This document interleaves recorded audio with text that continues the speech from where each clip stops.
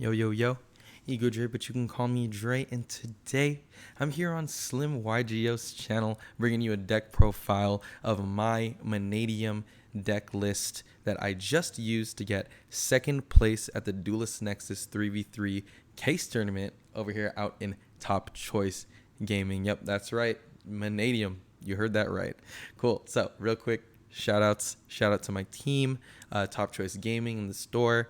Love you guys. It ended up being a Top Choice Gaming finals. We kind of swept it, but we ended up losing in the finals to our own teammates. Shout out to Gavin. Shout out to Matt. You guys are crazy. Honestly, it was a tough one.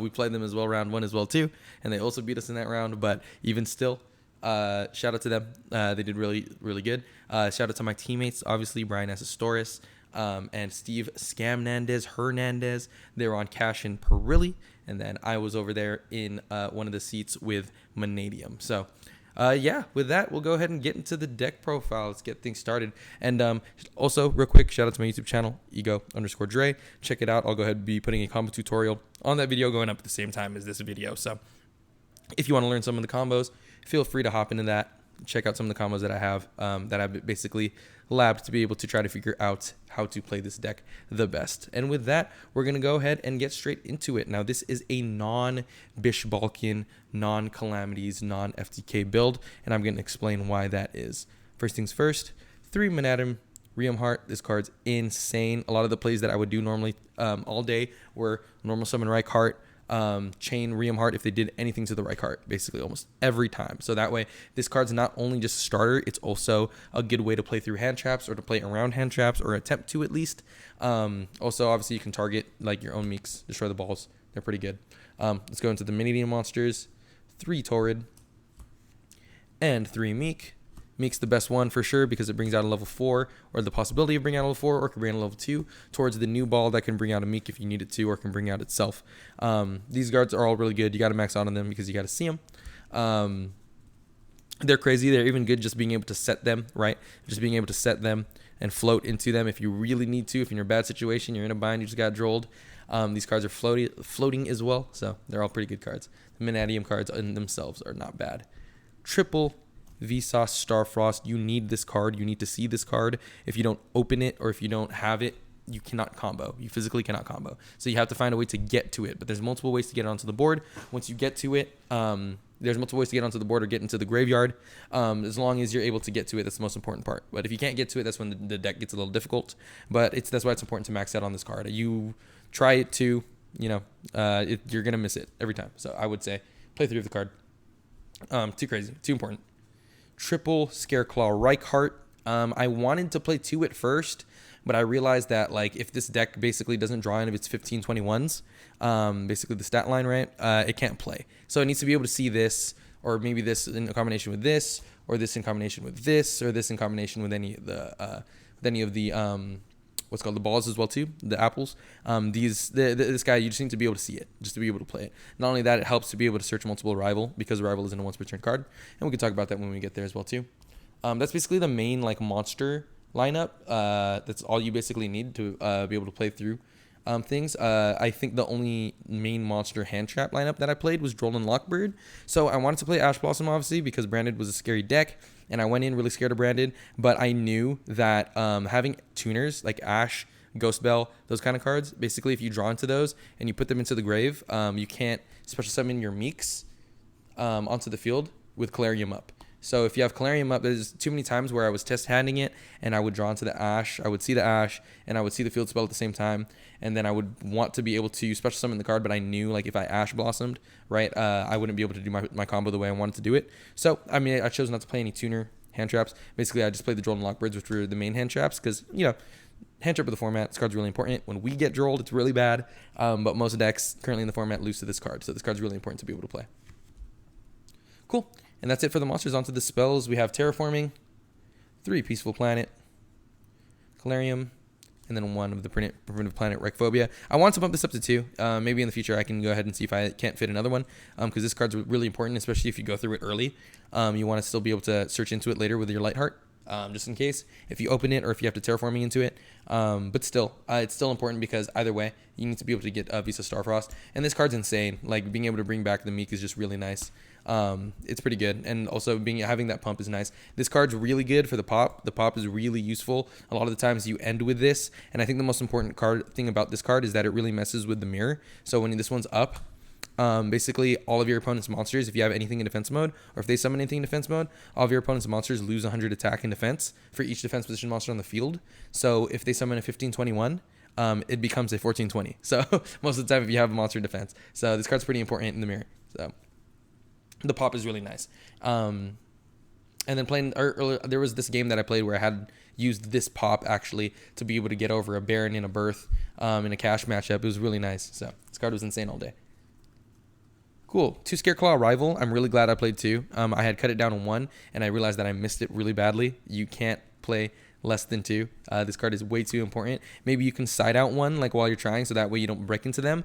But other than that, like, having 2 is just really good, because if you draw 1 and then you search the other, you can use both in the same turn, because the bring back effect is not once per turn.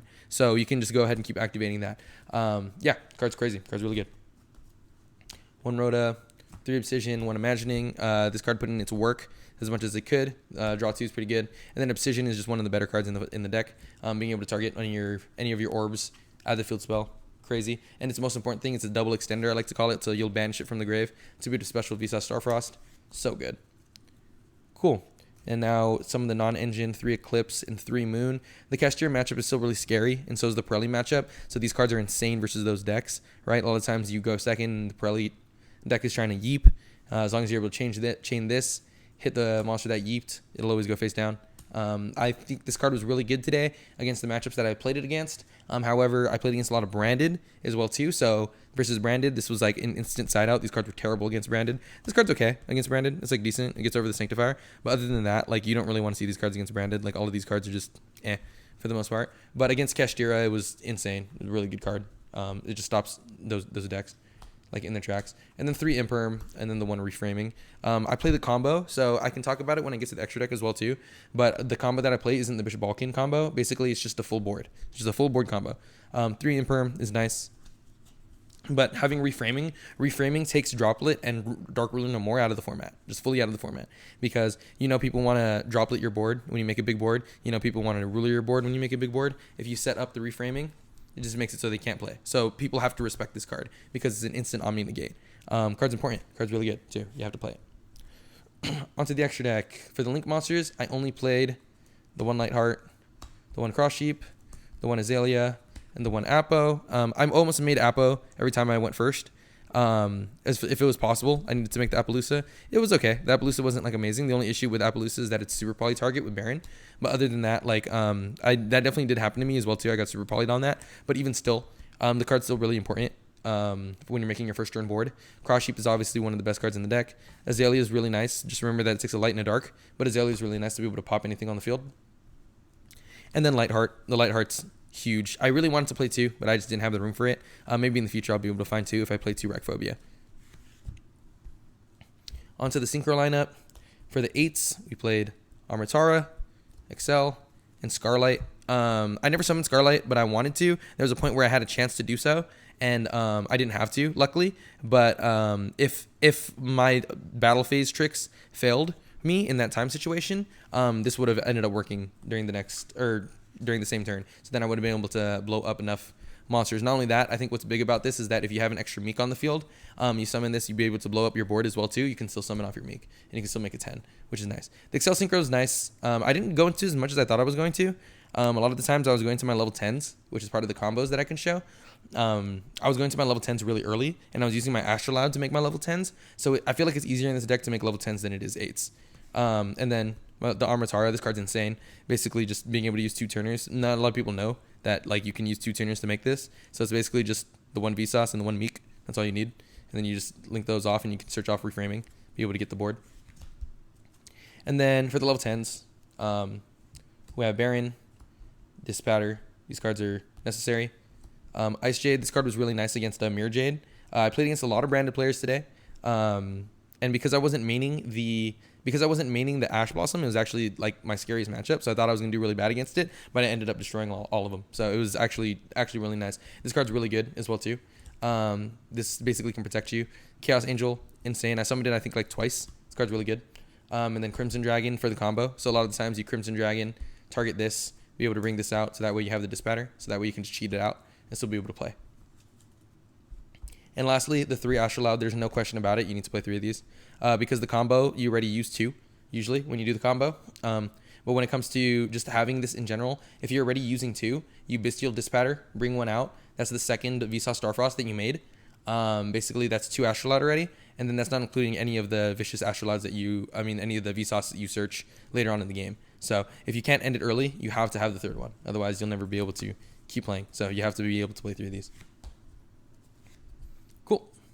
And then on to the side deck. Well, I guess I can kind of show like what the end board looks like. It'll be like, usually it would be like this, the